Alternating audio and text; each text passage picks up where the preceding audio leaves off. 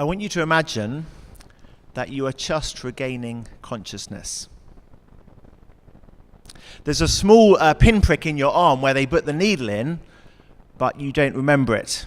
In fact, the drug is so powerful that you remember nothing at all, except for the sake of argument, how to understand English. And everyone in this room is in the same position. All of us has had our memories completely erased. Imagine as well that the windows are boarded up on the outside with thick concrete that we can't tunnel through. The door is locked. None of us have memories stretching back beyond 20 seconds ago when I began to speak. We have no knowledge of anything beyond 20 seconds ago, but of course we would start to have questions. What are we doing here in this room? How did we get here? Is there anything or anyone beyond this room? Will we ever leave this room? If we did leave this room, where would we go to? How should we behave while we're here in this room? All kinds of pretty fundamental questions, but no answers, because none of us remember, none of us know. But being resourceful creatures, people begin to investigate. So some people take the rationalist approach. They say, look, what can I work out by scientific experiment? And so maybe they take some of the chairs over there and drop them from various heights. They measure the acceleration, and they formulate a theory of gravity. And then somebody else extends this experiment a bit further. They drop chairs from various heights on your foot, and they measure the relative volume of your yells, and they formulate a theory of pain and of biology and action potentials going through nerve cells and all that kind of thing. And then just as the scientists among you are dropping these chairs on people's feet, other people are getting annoyed that chairs are being dropped in their feet, and they retaliate, and there's a war maybe. And then others of you formulate theories of sociology to explain these factions of the scientists versus the people with the sore feet, and so on. That's the rationalist approach. But as to the big questions about life outside the room, well, that's not accessible to your experiments. And so some people say, let's just assume that that doesn't exist.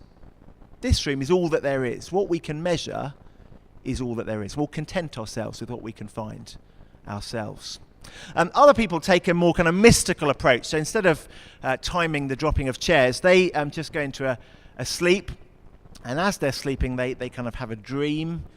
And they dream, I don't know, maybe they had a tuna sandwich earlier today and it's still going through their bloodstream. They have a dream about us all being a shoal of tuna swimming towards the great sea. And they wake up from their dream and they say, hey, I think I might have got in touch with ultimate reality. It's like we're all a shoal of tuna heading towards the great sea. And some people follow them and become tuna followers. And other people have different dreams and follow them. And all of us are kind of guessing, though, because our perspective is very limited. What we can work out, what we can guess, what we dreamt about, inklings we might have of how to fit the whole picture together. Then imagine that just as we're listening to another version of the tuna fish vision, there is the sound of a key drawing in a lock, and the door over there opens. Someone walks in, perhaps a policeman from the Durham Constabulary, and they say, well, it's obvious what's happened here. You're at a Christian Union event, and the Christians have drugged you all. And welcome to Durham. You should recover. Please make your way out onto Old Elvet and back to your college. Well, it should be obvious that if that were to happen, if someone were to step in from outside, then what they would have to say would take precedence over what we'd worked out. You could say, what do you mean there's Durham? I couldn't find that with my experiment. How ridiculous. Because someone's giving you new information. What do you mean there's a big cathedral on a hill? That wasn't in my dream about the tuna fish. No, what this person has to offer is greater than what we have to offer, because they have a perspective from outside, from beyond. And obviously we should let what they have to say take precedence. Well, I wonder if you can see where I'm going with my analogy, because actually that is the situation that we're kind of in. We haven't drugged you. There's not anything to worry about in that respect. But here we are, not in this room, but in this world, in this cosmos, with the same kind of questions. How did I get here? Where will I go if I ever left? How should I behave while I'm here? What's the point of life here on this world? Various attempts to work that out by experiments that we can do, or dreams that we can have, or visions that we can grope about in the dark. But what if there were a turning of the lock and the key, and someone were to walk in from outside, from beyond. Not a policeman from Durham, but somebody with a kind of ultimate perspective on what was going on. Maybe even someone with knowledge that we couldn't, even in principle, grasp from our experiments down here. Something that no one had ever grasped in their visions or ponderings themselves. But it was absolutely authoritative. Well, surely what that person had to say would change everything. Would stop the guessing game. We would know the truth. That is the extraordinary claim of this book. That John, who writes it, says that somebody did walk in through the door of history from outside. No one less actually than God, the God who made everything and everyone. And John says extraordinarily in this book that he has met him. And I think that is one of the most life-changing claims that has ever been made in all of history.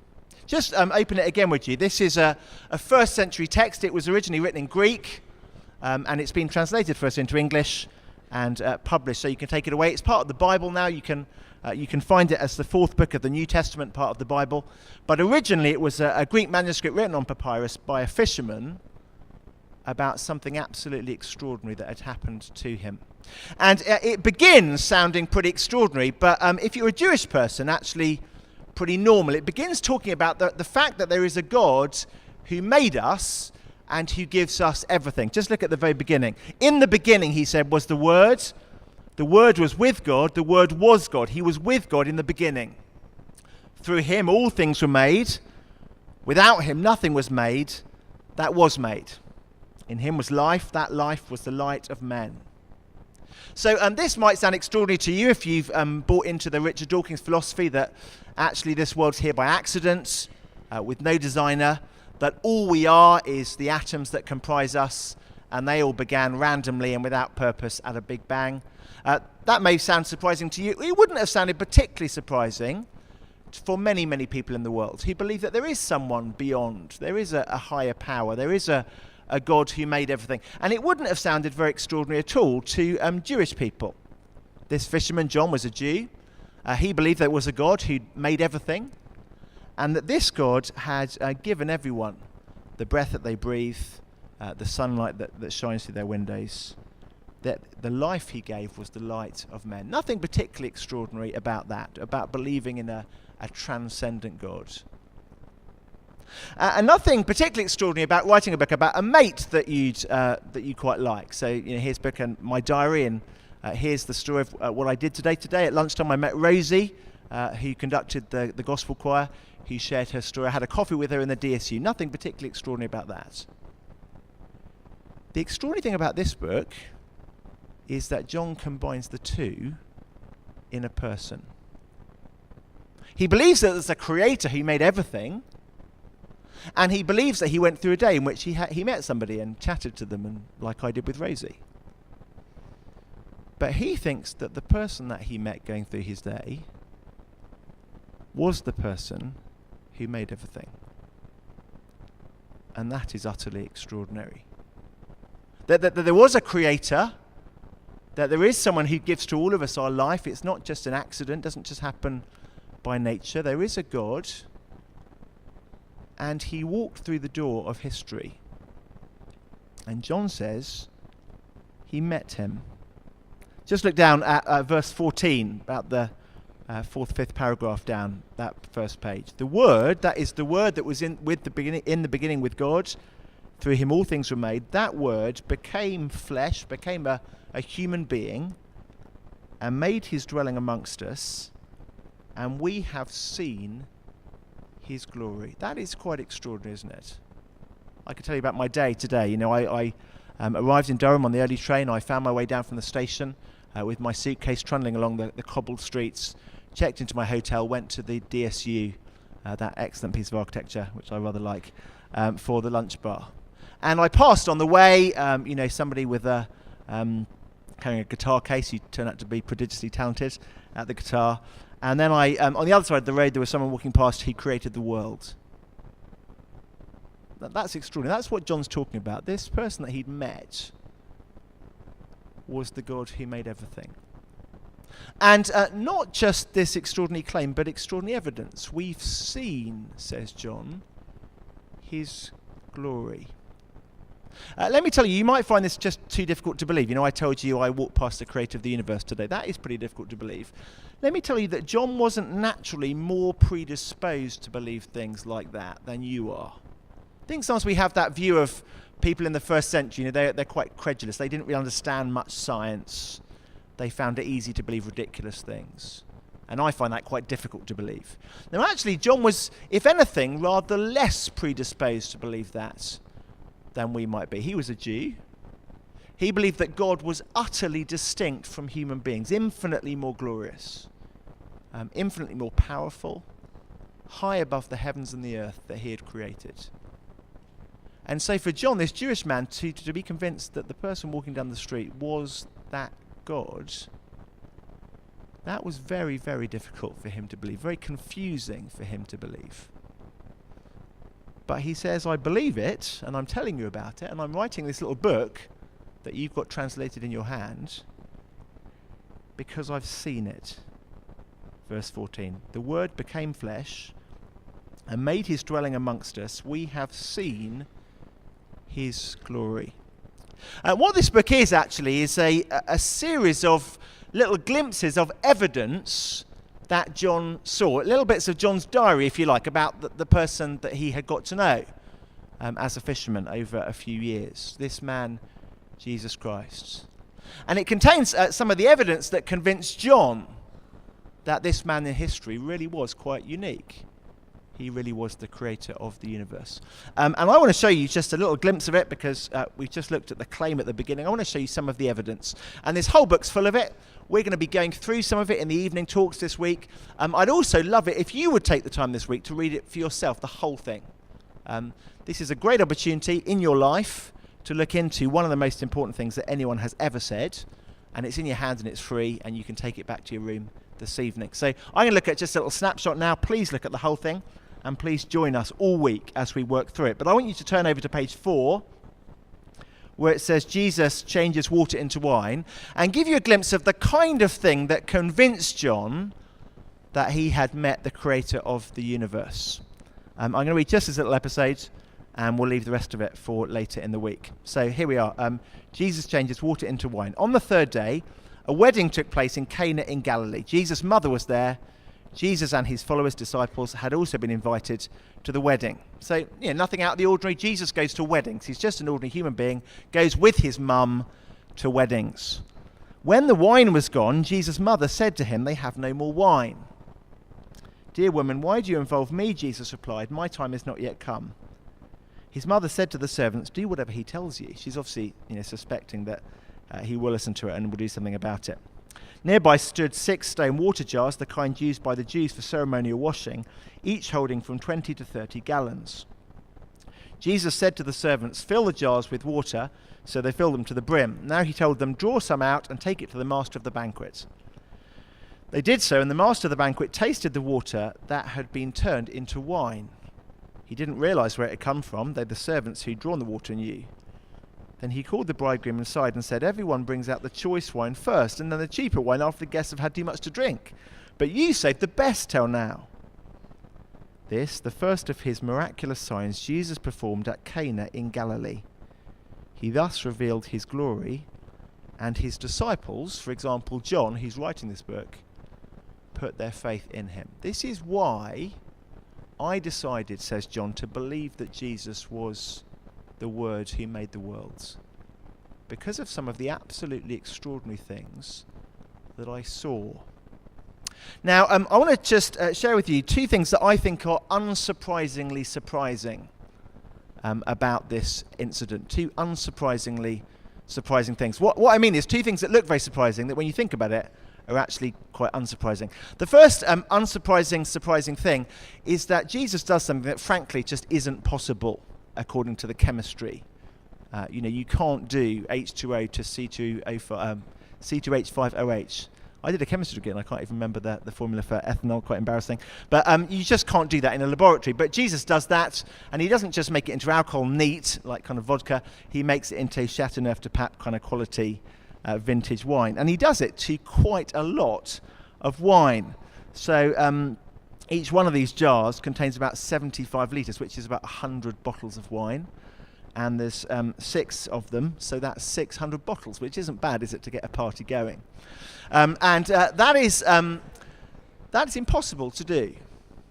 And some people have a real problem with that. They say, well, look, obviously, therefore, it didn't happen. John is some fisherman writing a fairy story because we know this is impossible according to the chemistry. But actually, I want to ask you, if you have that kind of scientific objection, what are your grounds for saying such things are impossible? Because actually what science does is observes the uniformity in the world and describes it with a hypothesis, and then tests and falsifies that hypothesis by checking the evidence. So what you do is you get some water, and then you test it and see if it's turned into wine, and it hasn't. And you do it again, and it still hasn't. And you do it again, it still hasn't. And you, by repeating this with lots of different bits of water that people try to turn into wine, you formulate the general theory water doesn't turn into wine, which is true as a description of how water behaves in general in the universe. You're observing the uniformity in the behavior of water and describing it with a hypothesis and doing experiments to validate that. But what about if this is a world created and ruled by God who decides to keep water as water and decides to keep gravity at 9.8 meters per second and decides to keep the speed of light at whatever it is, just because he likes the way that the universe runs that way. And because God is, he's a consistent, orderly kind of God, he keeps the numbers the same. So, you drop a banana one day in a greengrocer's shop and it accelerates 9.8 meters per second. And you drop a banana the next day and it accelerates at the same speed. If God wanted, he could add an extra 0 to the underlying gravitational constant and cause havoc in greengrocers' shops. Anyway, you imagine you pick up a pea and it suddenly weighs 3 tons. He could do that if he wanted to, but he just likes consistency. I'll do gravity the same today, thinks God, as I did yesterday. I'll do water the same as I did yesterday. I won't mess up the chemistry. I'll let them formulate some understanding of it and do degrees in chemistry. But if I wanted to, if God wanted to, of course he could change the rules, if he made the rules. If our chemistry syllabus is just observing the things that God decides to do uniformly every day, God could, if he wanted, do something different one day. Of course, if God was always doing different things, things would never be tie-downable enough to have a physical law in the first place, because you'd never be able to follow it. What's God doing today? It might be different from yesterday. But because God's consistent, you can observe that water's always water, and that you can't make it into wine, except this time. John knew that that was very, very, very unlikely. You don't have to be a scientist to know that water doesn't turn into wine. You just have to drink water. And drink it every day of your life. It's never, ever turned into wine. You don't have to be a scientist to know that you can't walk on water at room temperature. You just have to go to the beach. And you find that you always sink. You don't have to be a scientist to know that when someone's dead, they stay dead and they can't get back from the dead 3 days later. You just have to bury people in your family and in your village for a few generations. And so when it happens, John doesn't respond in the kind of credulous way that somebody scientifically naive might do and say, well, I don't really understand how water works, so I guess it just turned into wine sometimes. He responds the way that you and I would respond and says something utterly extraordinary has happened today. This is a glorious thing that I've just seen. This person who's done it can only be the God who made the universe. He follows the evidence where it leads. Well, I say it's an unsurprisingly surprising thing, because actually when you think about it, if God were to turn up walk down your street, I think it would be fairly surprising if water stayed as water. If Jesus did nothing out of the ordinary, even though he made the world, I'd find that slightly surprising. So, I used to have an issue with miracles as an atheist. Now I think, actually, miracles are fairly unsurprising if we're talking about the creator of the universe walking down the street. There's the first unsurprisingly surprising thing. The second unsurprisingly surprising thing is that Jesus, having this incredible power, would choose to do this with it. And that's surprising because many people have bought the idea that God is really a kind of cosmic killjoy, whose greatest fear is that someone somewhere in his creation might be having fun. And so if Jesus could do anything with kind of chemical miracles, you'd expect him to go around Palestine, finding the wine and turning it into water. And that is our view, isn't it? Because, when's the last time you heard people say, well, this party's not really getting off to much of a start. Let's bring some Christians in. And that will get it. It's just not the view that people have about God. In fact, people think that God would be against fun. He'd be against alcohol, which is slightly odd, since presumably he invented the fermentation process. He'd be against sex, which is slightly odd, because if he's the creator of human beings, he made the bits that work that way and feel good when you use them that way. But we've got this idea of God that he's kind of anti-sex, anti-enjoyment, anti-parties, anti-weddings, anti-wine. And this just doesn't fit that. Jesus is up for a celebration. He's up for sex, being enjoyed in this beautiful way of a lifelong marriage. And of course, the Bible is against alcohol being misused.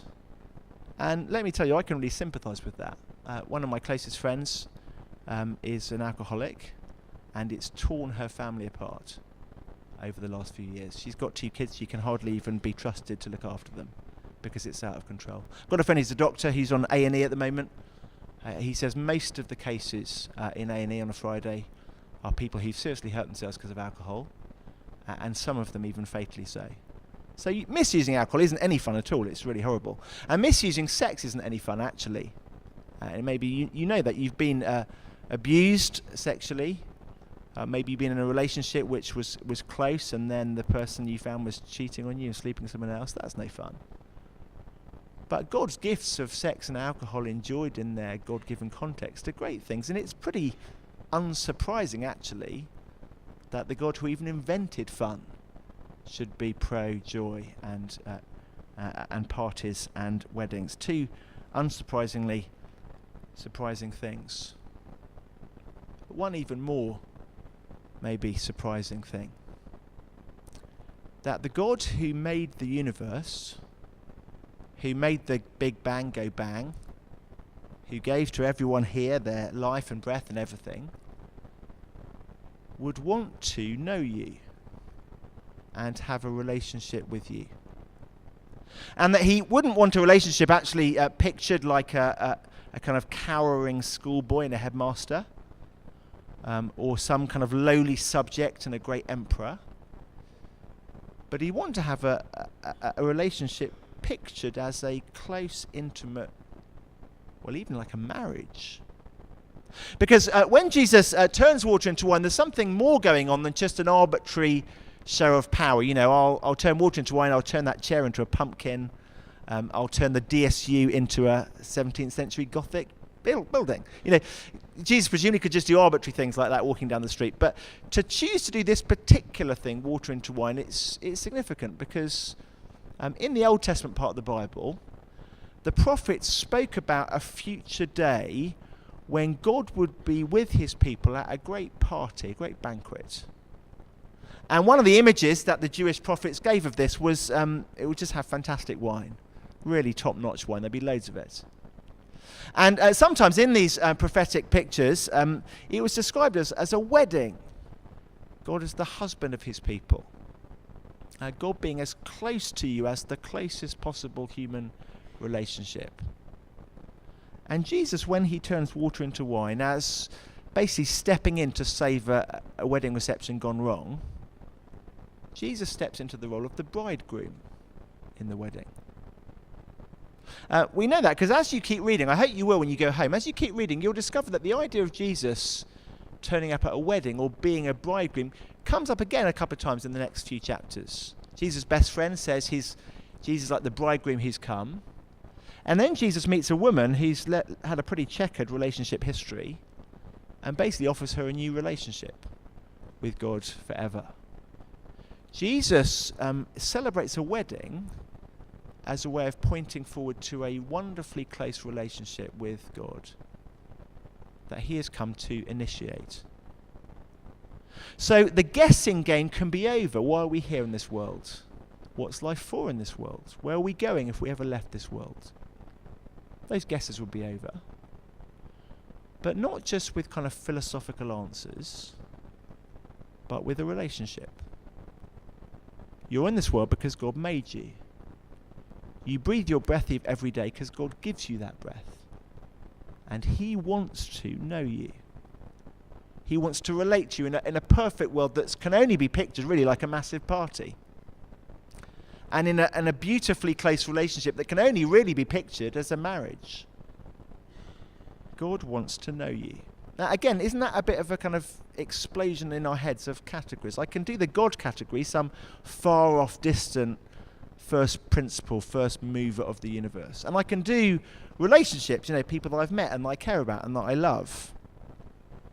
But to put those two together, John says, yes, this person walked through the door of history, walked down my street. I met him. I saw his glory, saw what happened at the wedding, got convinced that my Creator was getting in touch, and wrote it down for you.